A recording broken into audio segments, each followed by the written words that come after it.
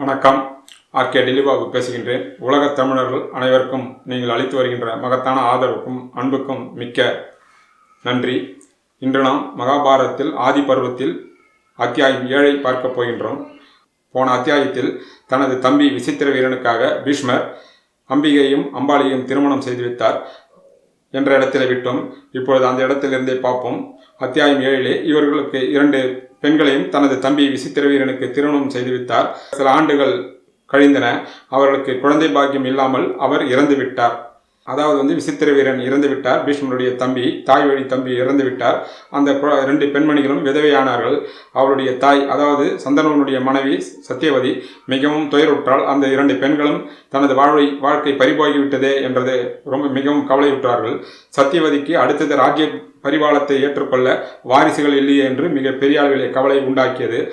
அப்பொழுது பீஷ்மரை அழைத்து, நீ ராஜ்யமாக பட்டாபிஷேகம் செய்து கொள் என்று சொன்னால், அவர் எவ்வளவு சொல்லியும் நாம் மறுத்துவிட்டார். அல்ல, இந்த பெண்களிடம் 2 பேரிடத்தில் நீ புத்திர உற்பத்தி செய்வாயாக, அப்பொழுதுதான் நமது குலம் தழைக்கும். அடுத்ததாக, ராஜ்யம் இல்லாத மக்கள் பலவிதமான துன்பத்திற்கு ஆளாவார்கள். ஒரு நாட்டிற்கு அரசன் இல்லை என்றால் அந்த நாடு பல வகையிலும் பாதிக்கப்படும் என்று பலவிதமான உதாரணங்களையும் காட்டினார். சத்தியவதி எவ்வளவு சொல்லியும், எந்த காரணத்தை மட்டும் நான் செய்த சபதத்திலிருந்து நான் விலக மாட்டேன், நான் சொன்னதுதான், செய்த சத்தியம் சத்தியம்தான் என்று சொல்லிவிட்டு சில உதாரணங்களை அவர் தன் தாயிடம் சொல்கிறார். பீஷ்மர் சொல்கிறார், உங்கள் நோக்கம் உயர்ந்தது என்பதில் எனக்கு சந்தேகமில்லை. ஆனால் செய்த சத்தியத்திலிருந்து விலகுவது என்பது என்னால் முடியாது. பூமி, தண்ணீர், வாயு, ஆகாயம், ஒளி, சூரியன், அக்னி, சந்திரன் எல்லாமே தங்கள் குணங்களை இழந்தாலும் சரி, தர்ம தேவதைய தர்மத்தை விட்டாலும் சரி, நான் எப்பொழுதும் சத்தியத்திலிருந்து விலக மாட்டேன். மூவுலகங்களும் ஆளுமையும் என் கீழ் வருவதாக இருந்தாலும் சரி, அதற்காக கூட செய்த சபதத்திலிருந்து நான் வழுவ மாட்டேன். விவாகம் செய்து கொள்ள மாட்டேன், புத்திர உற்பத்தி செய்ய மாட்டேன், ராஜ்யபாரத்தை ஏற்க மாட்டேன் என்பது என் சபதம். அது நிலை பெற்றது என்று கூறி திட்டவட்டமாக மறுத்துவிட்டார் பீஷ்மர். சத்தியவதியிடம் திட்டவட்டமாக இவர் சொல்லிவிட்டார். அதற்கு குலவிருத்திக்காக நீங்களே ஒரு வழி சொல்லுங்கள் என்று மீண்டுமே பீஷ்மரை கேட்டார். அப்பொழுது குலவிருத்திக்காக ராஜ்யத்தை ஆள்வதற்காக நமது சத்திரிய குல பெண்கள் எல்லா விதமான நல்ல குணங்கள் உள்ள உத்தம புருஷர்களிடம், அதாவது மனிதரிடத்தில் புத்திர உற்பத்தியை செய்து கொள்வது என்பது பழங்காலமாக நடந்து வருகின்ற விஷயம்தான். பல நிகழ்வுகளை தனது தாய் சத்தியவதியிடம் எடுத்து கூறினார். மீண்டும் அவள் வற்புறுத்தவே திட்டவட்டமாக மறுத்துவிட்டார் பீஷ்மர். அப்பொழுது சத்தியவதியை பார்த்து, நான் ஒரு விஷயத்தை உங்களை நான் கேட்க விரும்புகிறேன். பெண்கள் எப்பொழுதும் தங்கள் குடும்பத்தில் உள்ள முக்கியமான ரகசியத்தை மறைத்து விடுவார்கள். பலவிதமான தந்திரங்களினாலும் புருஷர்களை தங்கள் வசப்படுத்திக் கொள்கின்ற அவர்கள் குடும்ப ரகசியங்களை புருஷர்களிடமே மறைத்து விடுவார்கள். ஆகையால் இப்படிப்பட்ட சூழ்நிலையில் பெண்கள் தான் இதற்கு தீர்வு சொல்ல வேண்டும் என்று கூறினார். சத்தியவதி, நீ சொல்வது உண்மையே. ஆபத்து காலத்திலும் கூட உண்மையை மறைப்பது நல்லதல்ல. உன்மேல் உள்ள நம்பிக்கையினால் இப்போது நான் ஒரு ரகசியத்தை சொல்கிறேன் என்று சொல்ல ஆரம்பித்தாள். மீன் வயிற்றிலே பிறந்த நான், மீனவ தலைவன் என்னை எடுத்து கொண்டு வளர்த்தான். யமுனை ஆற்றங்கரையிலே படகை நான் செலுத்திய பொழுது பாரசர மகரிஷி என்னை பார்த்தார். அந்த நேரத்தின் புனிதத்தன்மையை கலந்து அந்த பாரசர மகரிஷி என்னிடம் கலந்தார். அப்பொழுது எனக்கு ஒரு மகன் பிறந்தான். அந்த மகன்தான் வியாசர். மீண்டும் என்னை கன்னித்தன்மையை அடைய செய்தார் அந்த பாரசர மகரிஷி. எனது மகன் வியாசன் தன் தந்தையுடமே சென்று விட்டார். அப்பொழுது என் மகன் வியாசன், தாயே, என்னை நீங்கள் நினைத்து கொண்டால் அப்பொழுதே நான் உங்கள் முன் தோன்றுவேன் என்று எனக்கு ஒரு வாக்களித்து உள்ளார். இப்பொழுது இந்த பிரச்சனையிலிருந்து நாம் மீள்வதற்கு என் மகனை வியாசரை இங்கே நாம் அழைப்போம். அவனும் உனக்கு சகோதர விசித்திர வீரனுக்கு அவனும் முன்னைப்போல் சகோதரனே என்பதையும் நீ நினைவு கொள்வாயாக என்று தனது பழைய ரகசியத்தை அவர் பீஷ்மரிடம் சொன்னார். அதற்கு பீஷ்மரும் சம்மதித்தார். உடனே தான் மனதால் வியாசரை நினைத்தார். அந்த இடத்திலே வியாச மகாமுனிவர் தோன்றி, தாயே வணக்கம், என்ன காரணங்களுக்காக என்ன நீங்கள் அழைத்தீர்கள்? நான் வந்திருக்கிறேன். உங்கள் கட்டளை நிறைவேற்ற நான் காத்திருக்கிறேன். சொல்லுங்கள் தாயே என்று தனது தாயிடம் வியாசர் சொன்னார். சத்தியவதி தன் மகனை வியாசரை பார்த்து பேசத் தொடங்கினாள். உனது தம்பி விசித்திர வீரியன் இறந்து விட்டான். அவனுக்கு குழந்தை பாக்கியம் இல்லாமல் போய்விட்டது. அதனால் அவனுடைய அண்ணன் பீஷ்மரை அணுகி புத்திரோற்பத்தியை செய்ய சொன்னேன். அவன் எந்த காரணத்தையும் மட்டும் என் விரதத்தை மீறமாட்டேன் என்று முடிவாக சொல்லிவிட்டான். அதனால் அரசனில்லாத ராஜ்யம் அழிந்துவிடும். மக்கள் நேர்மையை பின்பற்ற மாட்டார்கள்.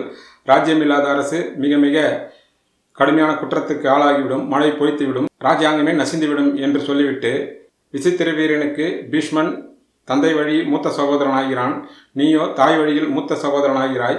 அதனால் விசித்திர வீரனுக்கு குழந்தை பாக்கியம் இல்லாததால் அவருடைய மனைவி அம்பிகைக்கும் அம்பாளிக்கும் மூலமாக நீ புத்திர உற்பத்தியை செய்ய வேண்டும், ராஜ்யம் காப்பாற்றப்பட வேண்டும், குலவிருத்திக்காக நிச்சயமாக நீ இந்த காரியத்தை செய்ய வேண்டும் என்று வியாசரிடம் சொன்னாள். அதற்கு வியாசர், நீங்கள் சொல்கின்ற விஷயம் உண்மைதான், ராஜ்ய காரியத்திற்காகவும் புத்திர உற்பத்தியை செய்ய சொல்கின்றீர்கள், உங்களுடைய எண்ணம் உயர்ந்தது, அதை நான் ஏற்கிறேன். ஆனால் அதற்கு ஒரு கட்டளை, சரீர சுகத்திற்காக நான் இந்த வேலையை செய்ய மாட்டேன். நான் குருபியாகவும் கருப்பாகவும் துர்நாற்றம் அடிக்கக்கூடிய செம்பட்டை தலை உடையவனாகத்தான் வருவேன். அதற்கு அந்த பெண்மணிகள் சம்மதிக்க வேண்டும். இதுவே அவர்களுக்கு நான் கொடுக்கக்கூடிய விரதமாகும். இந்த விரதத்தை அவர்கள் ஏற்றால் உங்களுடைய காரியத்தை நான் நிறைவேற்றுவேன் என்று சொன்னார். அதன் பிறகு சத்தியவதி தனது மருமகளாக அம்பிகையிடம் சென்று வாதிட்டு, அவளை கடினமாக முறையில் வாதிட்டு இருவருக்கும் வாக்குவாதமெல்லாம் மிக பெரிய அளவில் நடந்தது. இறுதியாக தனது மருமகளை அம்பிகையிடம் அவர் சம்மதத்தை வாங்கினார். சம்மதத்தை வாங்கி வியாசரிடம் சென்றால் பிறகு அவர் அதற்குண்டான விரதத்தை எல்லாம் மேற்கொண்டு ஒரு நாளில் வந்தார். அப்பொழுது அந்த சத்தியவதி அம்பிகையிடம் சொல்லி இருவரும் கலந்தார்கள். அப்பொழுது இவருடைய உருவத்தை கண்டு, இவருடைய கோரமான உருவத்தை கண்டு அம்பிகை கண்ணை மூடிக்கொண்டால் பிறகு தனது மகனிடம் வியாசரிடம், இவளுக்கு நல்லதோர் அரசகுமாரன் பிறப்பானா என்று ஆவலுடன் கேட்டாள் சத்தியவதி. அதற்கு, தர்மம் அறிந்தவனும் 16,000 யானை பலங்கள் உடையவனும் அரசகுமாரன் பிறப்பான், அவனுக்கு 100 புத்திரர்கள் உருவாவார்கள். ஆனாலும் எனது விரதத்தை அம்பிகை மீறிவிட்டால் என்னுடன் சேரும்பொழுது அவள் பயத்தால் கண்ணை மூடிக்கொண்டாள். அதனால் இந்த பிறக்கும் குழந்தை கண் இல்லாமல், அதாவது குருடனாக பிறப்பான் என்று கூறிவிட்டார். இந்த ராஜ்யத்தை ஆள்வதற்கு குருடனாக பிறந்தால் எப்படி அவன் ராஜ்ய பரிபாலனம் செய்ய முடியும்? அதனால் நீ அம்பாளியிடம் சேர்ந்து ஒரு ராஜ்யம் ஆள்வதற்கு ஒரு நல்ல ஒரு அரசகுமாரனை புத்திர உற்பத்தி செய்வாயாக என்று மீண்டும் வேண்டுகோள் விடுத்தார். அதற்கு வியாசர் சம்மதித்தார். பிறகு அம்பாளியிடம் சென்று அவளிடம் வாதிட்டு அவளை சம்மதிக்க வைத்தாள். பிறகு இதே மாதிரி நிகழ்வுகள் நடந்த பிறகு இவளுக்கு நல்ல அரசகுமாரன் பிறப்பானா என்று கேட்டார். இவளும் என்னுடைய விரதத்தை மீறிவிட்டால், இவர் பயத்தாலும் துக்கத்தாலும் உடல் வெளுத்து போய் பயத்தில் நடுங்கினாள். அதற்காக இவளுக்கு பிறக்கக்கூடிய மகன் உடல் வெளுத்து பிறப்பான். ஆனால் இவனுக்கு புகழ்பெற்ற 5 ராஜகுமாரர்கள் பிறப்பார்கள், அவர் உலக புகழ் அடைவார்கள் என்று சொல்லிவிட்டார். ஒருவன் கண் தெரியாத குழந்தையாகவும் மற்றொரு உடல் வெளுத்தும் பிறப்பார்கள் என்று சொல்லிவிட்டாயே, ஆனால் தகுதியான மற்றொரு ஆண் பிள்ளை நீ உற்பத்தி செய்ய வேண்டும் என்று மீண்டும் அம்பிகையிடமே சென்று சம்மதத்தை பெற்று மீண்டும் வியாசரிடம் மற்றொரு குழந்தை பாக்கியத்தை நீ உற்பத்தி செய்ய வேண்டும் என்று வேண்டுகோள் விடுத்தார்.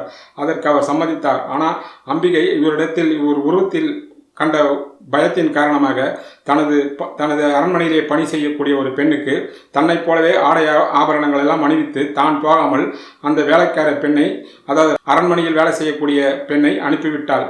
அவர் அந்த பெண்மணியுடன் கலந்து, பெண்ணே, இனி உனக்கு அடிமைத்தனம் முடிந்தது, உனக்கு பிறக்கப் போகும் மகன் மிக உயர்ந்த உலகத்தில் உள்ள அத்தனை தர்மசாஸ்திரத்தையும் கரைத்து குடித்தவன், மிகவும் நேர்மையானவன், தர்மத்தின் அவதாரமாக உதிப்பான் என்று ஆசீர்வதித்து அனுப்பிவிட்டார்.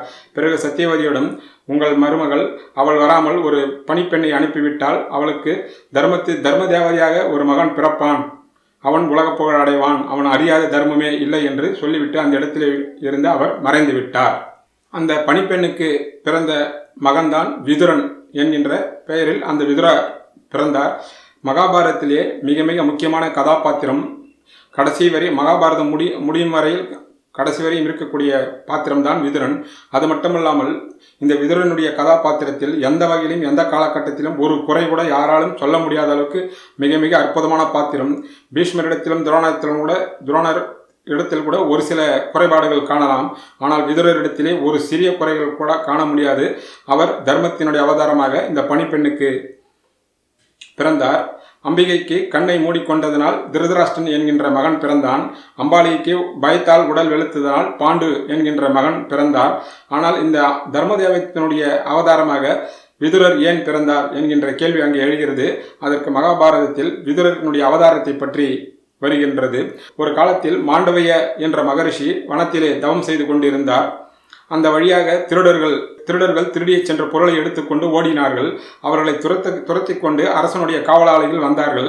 அவர் இந்த ரிஷியினுடைய ஆசிரமத்தில் உள்ளே நுழைந்து விட்டார்கள். அந்த காவலர்கள் இந்த மாண்டவிய ரிஷி பார்த்து, இந்த பக்கம் திருடர்கள் வந்தார்களா என்று கேட்டார்கள். இவர் மௌன நிஷ்டையில் இருந்ததால் எந்த விதமான பதிலும் சொல்லவில்லை.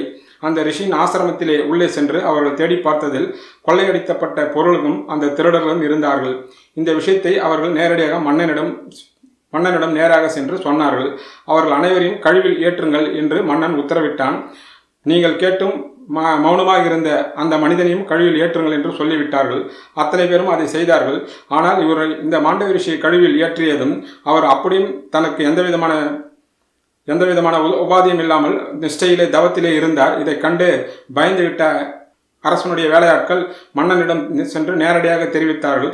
அரசன் பதறிப்போய் நேராக வந்து கழுவிலே ஏற்றிய அந்த ரிஷியை இறக்கி அந்த கழுவிலே ஏற்றப்பட்ட ஆணியை தன் கையாலே உடைத்து எடுக்கப்பட்டு மன்னிக்க வேண்டும் தெரியாது செய்த குற்றத்திற்காக என்று மிகவும் மன்றாடி மன்னிப்பு கேட்டுக்கொண்டார். இம்மாண்டவ ரிஷி அவருக்கு தெரியாமல் தான் நீங்கள் செய்தீர்கள் என்பதை எண்ணி அவரை மன்னித்து விட்டார். ஆனால் அந்த ஆணி அவருடைய உடலிலே அப்படியே பாதி அளவு நின்றுவிட்டது. அந்த ஆணியோடவே அவர் உலா வர ஆரம்பித்தார். ஆனால் அந்த ரிஷியை ஆணி மாண்டவ ரிஷி என்று மக்கள் சொல்ல ஆரம்பித்தார்கள். இப்படிப்பட்ட வேதனை எனக்கு ஏன் வந்தது என்று அவர் தனது நிஷ்டையில் ஆழ்ந்து தர்மதேவதையை வரவைத்து, இப்படிப்பட்ட கஷ்டம் நான் என்ன தவறு செய்தேன், எதற்காக இவ்வளவு பெரிய துன்பம் நான் அனுபவிக்க வேண்டும் என்று தர்மதேவதையிடம் கேட்டாள். அதற்கு தர்மதேவதை நேரடியாக வந்து, போன ஜென்மத்தில் நீ பூச்சிகளை பிடித்து சிறிய பூச்சிகளை பிடித்து முள்ளால் குற்றி நீ விளையாடினாய், அதனுடைய பாவத்தை தான் நீ இப்பொழுது அனுபவிக்கிறாய் என்று கூறியது. அப்போதற்கு என்ன வயது இருக்கும் என்று ரிஷி அந்த தர்மதேவையும் கேட்டாள். அப்போது மிக இளம் பருவம் என்று சொன்னால் தர்மதேவதை. ஒன்றும் நாள் அதர்மம் எது தர்மம் எது என்று தெரியாத இளம் பிரயாத்தில் செய்ததற்காக இவ்வளவு பெரிய தண்டனை நீ கொடுத்தாய், இது தர்மம் ஆகாது என்று தர்மதேவதையை நீயே தர்மத்தை மீறிவிட்டாய், அதனால் நீ மானிடனாக பிறப்பாய் என்று தர்மதேவதைக்கே மாண்டவ ரிஷி சாபம் விட்டார். அப்பொழுது அதன் விளைவாகத்தான் தர்மதேவதை பூமியிலே விதுரராக அவதாரம் பண்ணினார். இதன் மட்டுமல்ல, தர்மதேவதை மாண்டவ ரிஷியை பார்த்து ஒரு சில வார்த்தைகள் சொன்னார்கள். தர்மம் என்பது ஒரு சிறிய அளவிலே செய்தாலும், தானம் என்பது ஒரு சிறிய அளவிலே செய்தாலும் அது மிக பெரிய அளவிலே பயன் தந்துவிடும். அதேபோல் சிறிய பாவம் செய்தாலும் அது மிக பெரிய துன்பத்தை கொடுத்துவிடும். இது தர்மத்தினுடைய சூட்சமான விதி என்று விஷயத்தையும் சொல்கிறாள். இதை நாம் கவனத்தில் கொள்ள வேண்டும். சிறிய பாவம் செய்தாலும் அதுக்கு பெரிய தண்டனையும், சிறிய தர்மம் செய்தாலும் அதுக்கு பெரிய நல்வாழ்வும் உள்ளது என்பதை நாம் கவனத்தில் கொள்ள வேண்டும். இப்படி மாண்டவ ரிஷியால் சாபம் பெற்று தர்மதேவதையைத்தான் விதுரருடைய பிறப்பின் ரகசியம் நாம் இந்த இடத்திலே தெரிந்து கொள்ள வேண்டும். தர்மதேவதைக்கு சாபமிட்ட மாண்டவ ரிஷி, இன்று முதல் நான் ஒரு விதி செய்கின்றேன். ஒரு மனிதன் செய்கின்ற தவறு, தனது அறியாத பருவத்தில் செய்கின்ற தவறை அவனை எந்த காலத்திலும் பாதிக்காது. 14 வயது உட்பட்டவர்கள் செய்கின்ற தவறுதலாக ஆகாது. அதற்கு மேல் செய்கின்ற தவறுகள் எந்த மனிதனையும் விட்டுவிடாது. அந்த மனிதன் தன் தவறுக்குண்டான தண்டனையை அனுபவித்தே தீர வேண்டும் என்று ஒரு புதிய நிபந்தனையை அறிவித்தார். அன்று முதல் 14 வயதுக்குள் செய்கின்ற தவறுதலாக ஆகாது என்று தர்மதேவதைக்கே அவர் விட்ட சாபம் அன்று முதல் அமலுக்கு வந்தது என்பதையும் நான் கவனத்தில் கொள்ள வேண்டும். அப்படிப்பட்ட தர்மதேவதையைத்தான் விதுரராக அவதாரம் செய்தார். இந்த விதி இந்த உலகத்திற்கு நான் கொண்டு வந்த விதி என்று மாண்டவ ரிஷி அறிவித்தார். அன்று முதல் அது தர்மத்தின் மூலமாக அமலுக்கு இந்த உலகத்திலே வந்தது என்பதை நாம் புரிந்து கொள்ள வேண்டும். பிறகு அந்த 3 குமாரர்களும், அதாவது திருதராஷ்டிரனும் பாண்டுவும் விதுரரும் நாளொரு மணியாக பொழுது வண்ணமாக வளர்ந்தார்கள். இவர்கள் திருதராஷ்டிரனுக்கும் பாண்டவுக்கும் பீஷ்மர் ஆயுத பயிற்சி, ராஜோபதேசம் அத்தனையும் செய்தார். சிறந்த ராஜ தர்மங்களை அறிந்து அவர்கள் வளர்ந்து வந்தார்கள். விதுரரோ தான் உலகில் அறியாத தர்மமே இல்லை என்று மிக சிறந்த தர்மாத்மாக விளங்கி வந்தார். கண் தெரியாத காரணத்தினால் திருதராஷ்டிரனுக்கு பட்டாபிஷேகம் செய்ய வைக்க முடியவில்லை. ராஜஸ்திரிக்கு பிறக்கவில்லை, பணிப்பெண்ணுக்கு பிறந்த காரணத்தினால் விதுரரும் பட்டாபிஷேகத்திற்கு தகுதியில்லை என்று விட்டார்கள். அதனால் பாண்டுவுக்கு பட்டாபிஷேகம் செய்து வைத்தார் பீஷ்மர். பாண்டுவினுடைய ஆட்சி தொடர்ந்து நடைபெற்று வந்தது. இந்த பகுதியோடு 7வது அத்தியாயம் முடிந்தது. ஆனால் இந்த நிகழ்ச்சியில் ஒரு சிலருக்கு நெருடலாகவும் இப்படியெல்லாம் நடக்குமா என்ற ஒரு சில சந்தேகங்களும் சங்கடங்களும் மனதில் தோன்றும். குறிப்பாக அம்பிகையிடம் அம்பாளியிடம் வியாசர் புத்திர உற்பத்தியை உண்டாக்கியது. அங்கு நீங்கள் கவனமாக கவனிக்க வேண்டும். இது சரீர சுகத்திற்காக செய்யப்பட்டது அல்ல. அவ்வளவு எளிதாக யாரும் அதை ஒற்றுக்கொள்ளவில்லை. வேறு வழி இல்லாமலும் ராஜ்யத்தை ஆள்வதற்கு அரசன் வேண்டும், அரசன் இல்லாத ராஜ்யம் பாழாகும் என்பதை காரணத்திற்காகவும் முழுக்க தர்மத்திற்காகவும் நாட்டு மக்களுக்காகவும் செய்யப்பட்ட ஒரு தியாகம் என்று சொல்லலாம். இன்று கூட நமது நாட்டிலும் சரி வந்துவிட்ட பழக்கம், குழந்தை பாக்கியம் இல்லாதவர்கள் சோதனை குழாய் மூலமாக குழந்தை பெற்றுக் கொள்கின்றார்கள். அதற்கு காரணம் வாரிசு வேண்டும் என்ற காரணத்தினால். சிறிது காலத்திற்கு முன்னால் மேல் நாட்டிலே இருந்த பழக்கம் இப்போது நம் நாட்டிலும் எல்லா இடங்களிலும் வந்துவிட்டதை நீங்கள் அனைவரும் அறிவீர்கள். இன்றும் பலர் சோதனை குழாய் மூலமாக தனது குழந்தையை பெற்றுக்கொண்டு கொள்கின்றார்கள். தனக்கு வாரிசு வேண்டும், குழந்தை பாக்கியம் வேண்டும் என்கின்ற காரணத்துக்காக. இது அருவருக்கத்தக்க நிகழ்ச்சி அல்ல. அது மட்டும் இல்லாமல் அந்த நிகழ்ச்சியில் நாம் ஒவ்வொருவரும் ஆணும் பெண்ணும் திருமணம் ஆனவர்கள் கவனிக்க வேண்டிய விஷயம், தாம்பத்திய சுகம் என்பது ஏதோ ஒரு கடமைக்காக அல்லாமல், விருப்பு வெறுப்பு அல்லாமல் மனம் ஒத்து இருக்க வேண்டும். அப்படி இல்லாது பயந்த காரணத்தினால்தான், அருவருப்பால் கண்ணை மூடிக்கொண்ட காரணத்தினால்தான் திருதராஷ்டிரனும் மனம் பயந்து வெளுப்பாக இருந்ததினால்தான் பாண்டவும் பிறந்தார்கள். தாம்பத்திய சுகம் என்பது ஒரு யாகம், ஒரு தியானம் மாதிரி, ஒரு தர்மம் மாதிரி. அந்த இடத்தில் மனம் ஒத்து தம்பதிகள் இருக்க வேண்டும். அப்படி பணிப்பெண் இருக்கவே தான் விதுரர் என்ற குழந்தை பிறந்தது. ஆனால் அந்த நேரத்தில் விருப்புகளோ வெறுப்புகளோ மற்ற தேவையில்லாமல் எண்ணங்களும் தவிர்ப்பது நல்லது என்றே அந்த நிகழ்ச்சியின் மூலமாக நாம் ஒவ்வொரும் தெரிந்து கொள்ள வேண்டும். அதை பயன்படுத்தினால் நல்ல குழந்தைகளை பிறக்கும் என்பதும் நமக்கு மறைமுகமாக இந்த நிகழ்ச்சியின் மூலமாக நாம் தெரிந்து கொள்ள வேண்டிய விஷயமாகும். 7வது அத்தியாயம் முடிந்தது. அடுத்தது 8வது அத்தியாயம் பார்ப்போம். நன்றி, வணக்கம்.